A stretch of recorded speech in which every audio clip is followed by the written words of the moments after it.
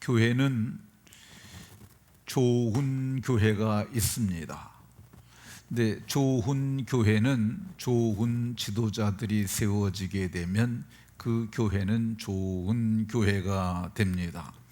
반면에 교회의 지도자들이 나쁜 지도자가 세워지게 되면 교회는 나쁘게 될 수도 있습니다.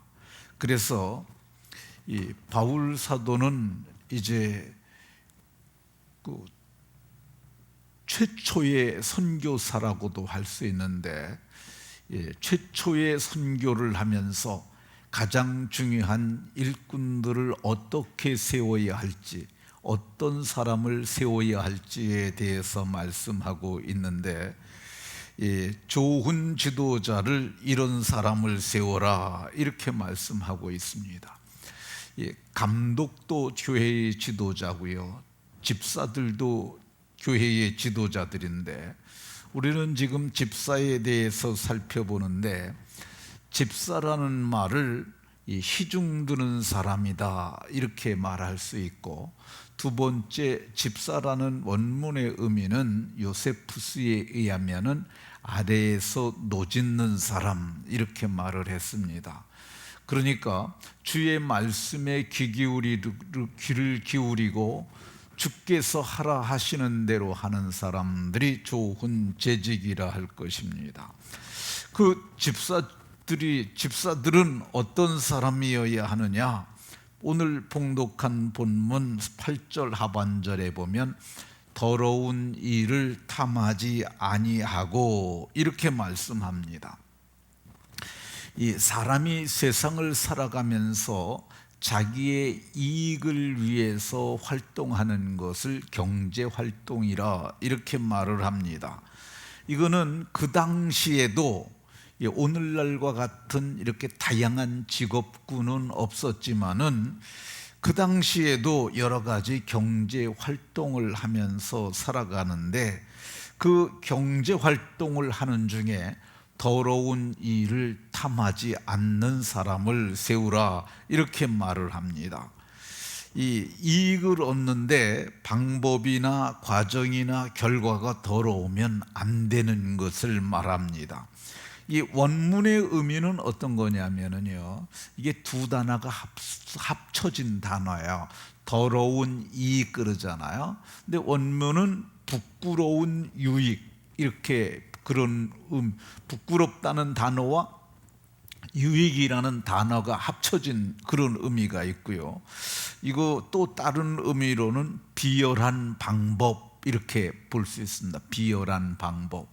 그러니까 그 재물을 얻었는데 내 양심이 부끄럽게 생각하면은 이건 좋은 이익이 아니라고 볼 수 있는 거죠.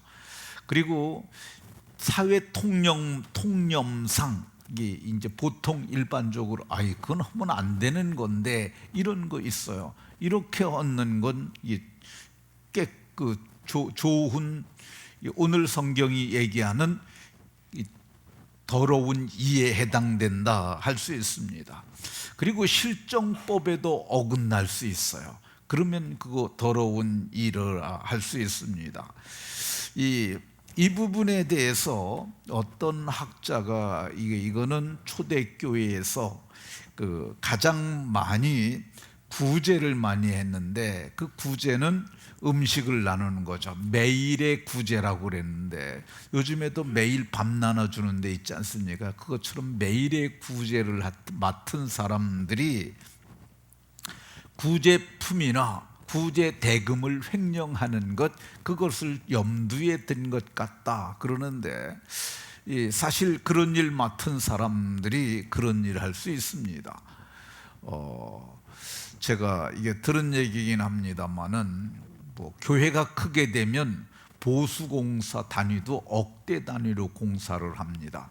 근데 그런 공사를 할 때 그 맡은 분들이 1억에 될 수 있는 걸 2억에 하자고 업자들한테 얘기를 하고, 그래서 정식으로 2억으로 계약서 쓰고, 나중에 1억을 돌려받는, 이걸 뭐 리베이트라고 하는 것 같은데, 그런 식으로 하는 것들 더러운 일을 취하는 것이라 이렇게 볼 수도 있을 겁니다. 이 더러운 이익이라는 건 뭐가 아느냐? 내 양심이 압니다. 예수님을 믿는 순간 우리는 마음에 예수의 피가 뿌려지고요, 예수의 피가 뿌려지는 순간 악한 양심으로부터 벗어나서 우리가 깨끗한 양심에, 오늘 13절에 얘기하잖아요. 깨끗한 양심을 갖게 되고 믿음의 비밀을 가진 사람이 되는데, 그 양심이 지각을 해요. 이건 아닌데, 그러면 이거는 더러운 이익이라 그렇게 볼 수 있습니다. 여기서 말씀하는 더러운 일을 취한다는, 더러운 일을 탐한다는 이 말은 생업과도 관련이 있다고 볼 수 있습니다.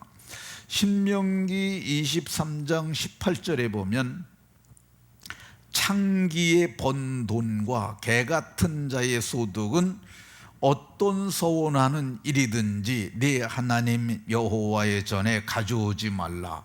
이것은 가증한 것이라 그래요. 가증이라는 말은 하나님 보시기에 괘씸하고 얄밉다는 거야. 그러니까 이 하나님께 우리가 감사한 마음으로 드리지만은 이 창기에 번 돈, 개 같은 자의 소득은 안 된다고 이렇게 말씀합니다. 그러니까 오늘 우리가 세상을 살아가면서 세상에 할 일 많습니다. 그런데 왜 하필이면 그런 일을, 그런 직업을 가져서 그렇게 할 필요가 저는 없다고 생각합니다. 우리가 세상을 살아가면서 일을 할 때 우리가 선택할 수 있잖아요. 그러니까 일에 대한 제한이 올 때 이거는 성경에서 어긋난다, 이건 하나님 보시기에 좋지 않고 사람들 보기에도 옳지 않다, 그러면 그거를 단호하게 버리고 그리고 하나님 앞에 좋은 일을 구하는 것, 그건 저는 그것이 아주 중요한 직업 선택의 방법이라고 생각이 듭니다. 이 직업을 선택하는 데 있어서 하나님의 말씀과 뜻에 따라서 선택하는 것을 좀 어려운 말로 직업 소명론이라고 합니다.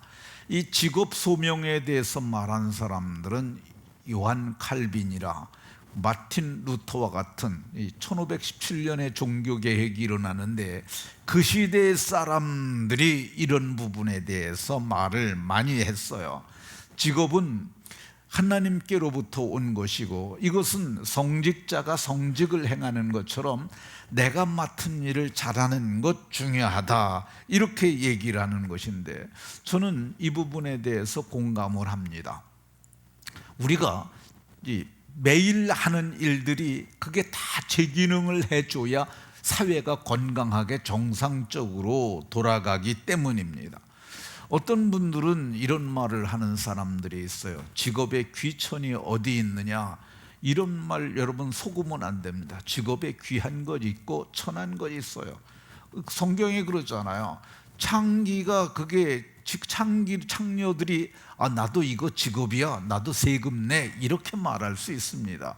그렇지만 그 직업을 어떻게 그걸 귀하다가 할 수 있겠습니까? 귀천은 분명히 있습니다. 우리는 할 수 있거든 좋은 직업을 택해야 하고요, 할 수 있거든 옳은 직업을 택해야 합니다. 저는 직업을 선택할 때 사람에게 좋은 것, 사람에게 복이 되는 일을 택하라, 이렇게 권하고 싶습니다. 어떤 것이 사람에게 복이 되겠습니까? 가르치는 일들, 그 좋은 거죠. 가르치는 일들 참 많습니다. 옷 만드는 것을 가르칠 수도 있고, 집 짓는 것을 가르칠 수도 있고, 학교에서 아이들 가르칠 수도 있고, 어린이집에서도 가르칠 수 있어요. 능력과 자기 적성에 맞는 것을 찾아서 그런 일, 그리고 아픈 사람 돌보아 주는 일, 실력이 되면 의사하면 좋고 간호사하면 좋고, 그거 안 되면 간호조무사 하면 좋고, 자기가 원하는 그런 일들 하면 되죠. 저는 요양원을 갖다 그리스도인이 하면 좋겠다 하는 생각을 갖습니다.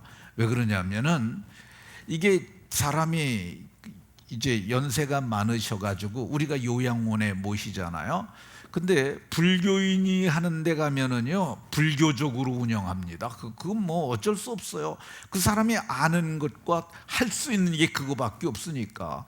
그런 식으로 운영하게 되면 말년에, 인생 말년에 그런 곳에 가게 되면 신앙 버릴 수 있어요. 여러분들이 혹시 자녀분들이 이제 결정을 그럴 때 자녀분들이 주로 결정하거든요. 그때 여러분 단호하게 얘기를 해야 됩니다. 나는 목사님이나 나는 경건한 그리스도인이 하는 데다가 보내줘라. 이걸 꼭 얘기를 해야 합니다. 저는 요양원에 종사하는 일도 귀하다고 생각을 합니다. 우리 김정덕 권사님 저기 와 있는데, 김정덕 권사님이 요양보호사 일을 하세요. 저는 제가 어느 날 김정덕 권사님에게 얘기를 했습니다.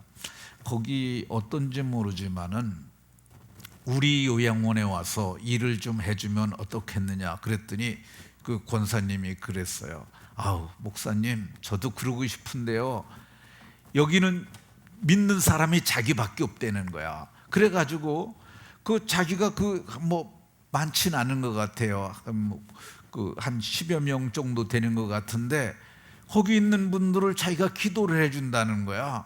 그리고 예수 믿으라고 권해준다는 거야. 근데 사람들이 안 믿었다가도 마지막에 마음 열고 예수님 믿는 사람 많습니다. 근데 그 요양원에서 영혼을 거둘 수 있기 때문에 저는 그 일 귀하다고 생각이 듭니다. 일을 우리가 선택할 때 어떤 일을 할 수 있느냐? 주일에 안식할 수 있는 일을 선택하는 것이 좋습니다. 그리고 일을 하면서 수입이 좀 있어야 합니다. 일은 좋은데 수입이 너무 없으면은 이거 빈궁해져요.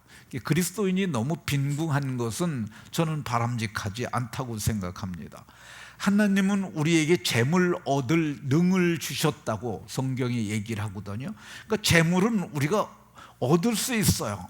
근데 수고한 것만큼 재물이 많아지면 더 좋지 않겠습니까? 그리고 요즘에는 이제 사람들의 수명이 들어가 가지고 이제 공무원들도 65세로 하자는 얘기가 있잖아요. 근데 좀 늙어도 할 수 있는 일이면 더 좋겠고, 또 가업으로 물려갈 수 있을 만한 좋은 일도, 그런 일도 하면 좋겠다 하는 생각이 듭니다. 우리나라는 아주 의사나 교수나 그런 일들만 좋게 여기는데, 일본은 대를 물려가는 가업이 많다고 그럽니다. 그거를 일본에서는 일본 말로 신이세라고 얘기를 한다는데, 이 신이세가 뭐냐면은 몇 대를 물려가서 적어도 100년 이상 가업이 되는 기업들, 그렇게 얘기를 하면 대단한 것으로 생각을 하는데, 제가 인터넷을 보니까 이런 데가 나오더라고요. 도쿄의 니혼바시 이세쭈, 이거 일본 말이 참 발음이 좀 그렇습니다. 거기에 있는 아사쿠사 스시세이, 스시라는 말은 좀 들어보지 않았습니까? 이게 초밥집이에요. 이게 300년 되고 그런 거랍니다. 이즈에이는 장어덮밥. 근데 이것도 몇백 년 된 그 가업이라는 겁니다. 근데 저는 그래서 이런 걸 하면서 가업이 될 수 있는 것도 좋겠고, 근데 중요한 게 좀 수입이 점점 많아지는 게 좋습니다. 근데 이게 보면은 이 사업 중에는 사양 산업이 있고 상승 곡선을 타는 그런 사업이 있어요. 그러니까 좋은 사업을 잘 골라갖고 하면은 좋겠다, 그런 생각이 듭니다. 잠언에는 이런 말씀이 있습니다.